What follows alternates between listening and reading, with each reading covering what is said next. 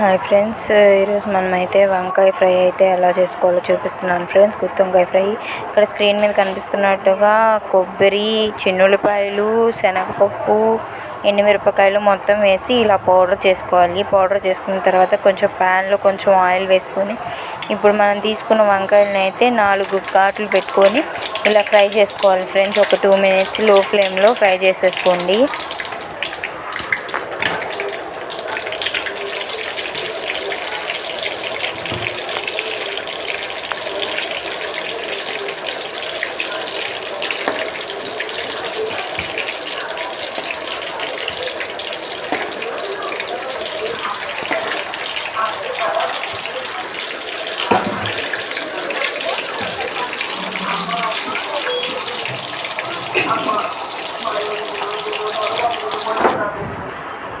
ఇలా ఫ్రై చేసుకున్న వాటిలో అయితే ఇప్పుడు శనగపప్పు పౌడర్ వేసుకున్నాం కదా, దాన్ని అయితే ఇప్పుడు మనం వాటిలో పెట్టేసుకుందాము. వంకాయల్లో ఇలా వీడియోలో చూపిస్తున్నట్టుగా వంకాయల్లో అయితే ఇప్పుడు మనం చేసుకున్న పౌడర్ని అయితే పెట్టేసుకోండి.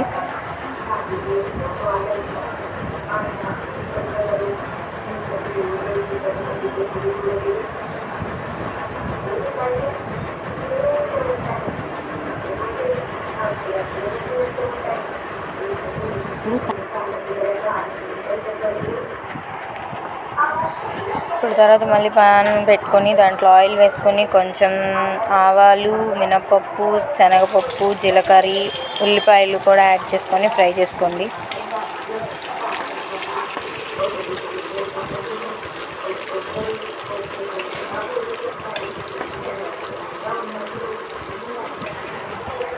Onions light golden brown colour వచ్చిన తర్వాత దీంట్లో అయితే కొంచెం కరివేపాకు కూడా యాడ్ చేసుకొని మిక్స్ చేసేసుకొని తర్వాత ఇప్పుడు మనం ఇందాక స్టఫింగ్ పెట్టుకున్న వంకాయలని కూడా దీంట్లో యాడ్ చేసేసుకొని తిప్పేసుకోండి ఒకసారి.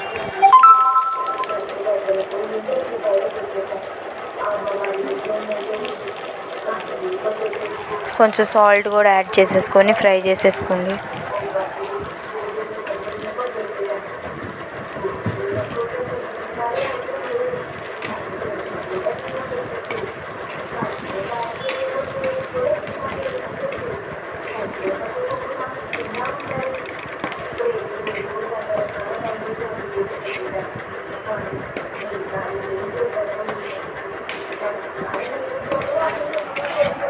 ఫ్రై చేసేసుకొని ఇందాక ఉన్న శనగపప్పు పొడిని కూడా యాడ్ చేసేసుకొని ఫ్రై చేసుకోండి ఫ్రెండ్స్.